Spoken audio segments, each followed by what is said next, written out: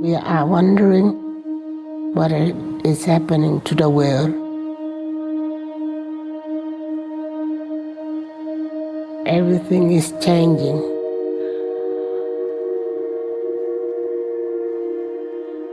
The very idea of human being some sort of natural concept is really going to change. Our bodies will be so high-tech, we won't be able to really distinguish between what's natural and what's artificial. Inside our own heads is the most complex arrangement of matter in the known universe. You might ask yourself, can we get to be superhumans?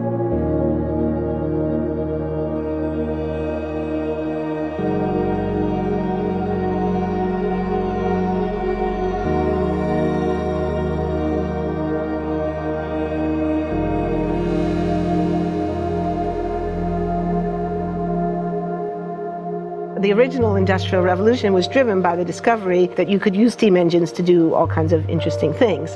But that was followed by additional revolutions for electricity and computers and communications technology. We're now in the early stages of the fourth Industrial Revolution, which is bringing together digital, physical, and biological systems. One of the features of this fourth Industrial Revolution is that it doesn't change what we are doing, but it changes us. With the ability to visualize brain activity, for example, through a simple consumer-based EEG device, it gives us access to ourselves in ways that we've never before thought possible. It unlocks the black box that is the brain and enables us to really, truly be able to realize an identity that is aspirational. There's now a scientific foundation for the effects of mindfulness on the brain, on the genome, on biological aging. And when the human mind does know itself, then you get the potential for a new renaissance that restructures itself in terms of our relationship to life, our relationship to the planet, our relationship to work. We need a different economic model. And by that I don't mean capitalism versus communism. What I'm talking about is a shift in the system along the lines of the two big changes that happened in the 20th century, Keynesianism, with a much greater focus on health and education and the role of government working with business, and then a reaction against that in late century to neoliberalism, where the focus was on free markets, freedom of the individual, and getting governments out of the way. We need a shift to a new system that will allow us to meet the basic needs of every human on the planet, that will live within planetary means, that will be fairer, and that will be focused as its key goal, not on growth per se, but on maximizing human well-being. And history tells us that a values shift is triggered by creation of a new story about how we want to live. I see the circular economy as something which fits very closely with mankind's goal to be innovative and creative and to always progress. We can use asset tracking, we can use IT, we can use 3D printing to enable this different economic model to recover materials, feed them back into the economy, and really to decouple growth from the resource constraints we have. The reason we live in cities is not different today than it was 10,000 years ago. Even if we have got networks connecting us, we still want to have places where we meet in person. Well, this means the place where we work and the place where we live are much closer to each other, a city where we don't need to have big supply chains in order to produce things, where many things can be sourced locally thanks to 3D printing and robotics. So if we're able to do something to transform cities, to make them more efficient, then the impact can be huge. Think about the prospect of getting rid of plastics. We must not only be inspired or informed by nature, but actually use natural organisms with which to design products and building parts. Only instead of varying material properties, we're varying biological functionality. Design is critical today because it's the first signal of human intention. So the question of adding quality to quantity, it isn't a matter of simply circulating things that are potentially toxic. It's circulating things that are safe and healthy for all generations. So the goal is no longer, I want to be less bad, less monotonous, less unsafe, less unjust.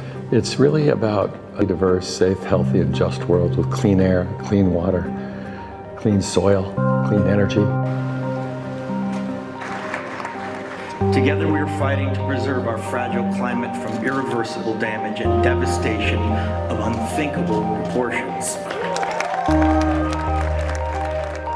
If we think about the original Industrial Revolution, it was an energy revolution. I like to think of it as a kind of bookending of a period in human history during which we used fossil fuels, and it worked very well for us for a long time. But now we have to bring that to an end. We have energy technologies that can power our civilization: solar, wind, biomass. So then the question is, well, how do we get grid integration? Maybe the wind is blowing in Denmark, the sun is shining in Germany, and now you can move that electricity through an integrated grid. You can supply energy to everyone who needs it, and you can supply energy at all times.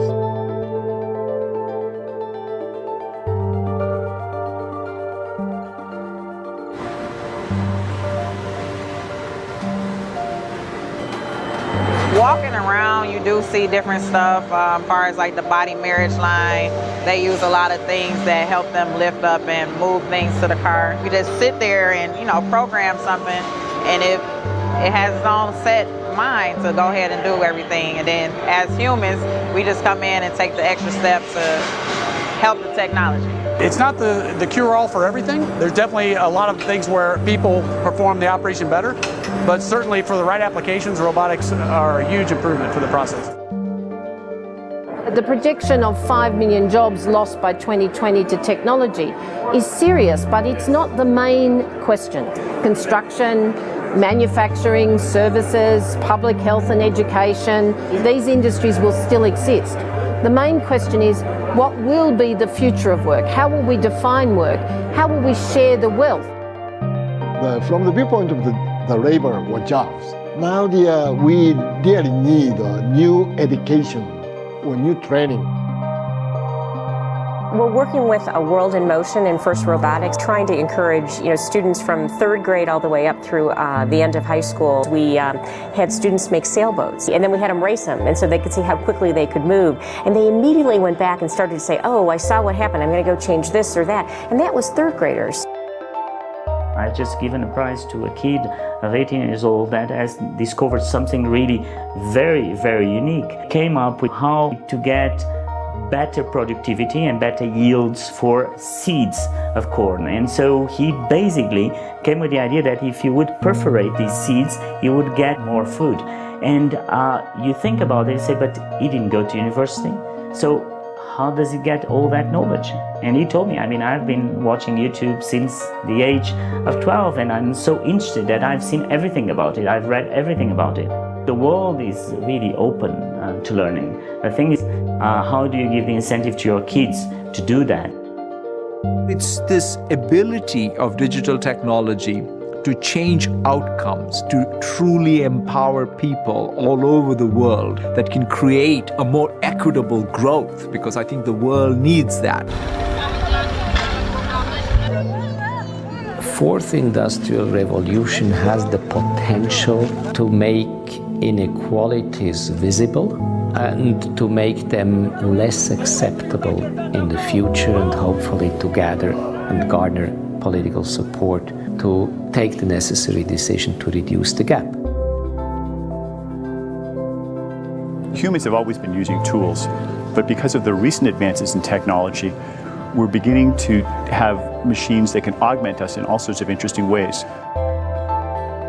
I was the first person in the world to be able to voluntarily move my legs while stepping in a robot by exciting the nervous system using electrical stimulators directly onto the spine.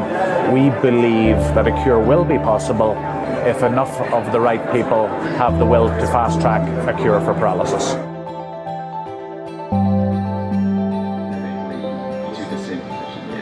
We take two things from the patient. First, we take a 3-dimensional X-ray and we extract the 3-dimensional data out of that so we can make a perfectly shaped puzzle piece. And then we also take a sample of fat tissue from the patient so that we can extract the stem cells out of those. And we use those stem cells with this 3-dimensional scaffold that we fabricate, and after 3 weeks we have a piece of living bone that's ready for implantation. Being able to use genome editing to understand the genetic changes that lead to cancer, and technologies like drug delivery, getting molecules into particular types of cells. There's a lot of excitement about being able to move much more quickly on this disease. One of the things that I think is so essential to free and open societies is freedom of thought. And up until now, the conversation we've been having is around freedom of speech. Once we can access people's thoughts and access people's emotion, we have to create a space that enables people to think freely, to think divergent thoughts, to think creative thoughts. And in a society where people fear having those thoughts, the likelihood of being able to enjoy progress is significantly diminished. We need to take responsibility at every level of society, from the individual and the personal to the institutional to the global, to adapt to these technological challenges and changes which are redefining what it means to be human, what it means to work, what it means to be completely embedded in this world. People always ask me if I'm an optimist or a pessimist. The technology exists, but how do we get it and implement it at the scale we need at a price that people around the world can afford? Even though we have everyday problems we have to solve, we have to find a way to lay the foundations for the innovations of tomorrow.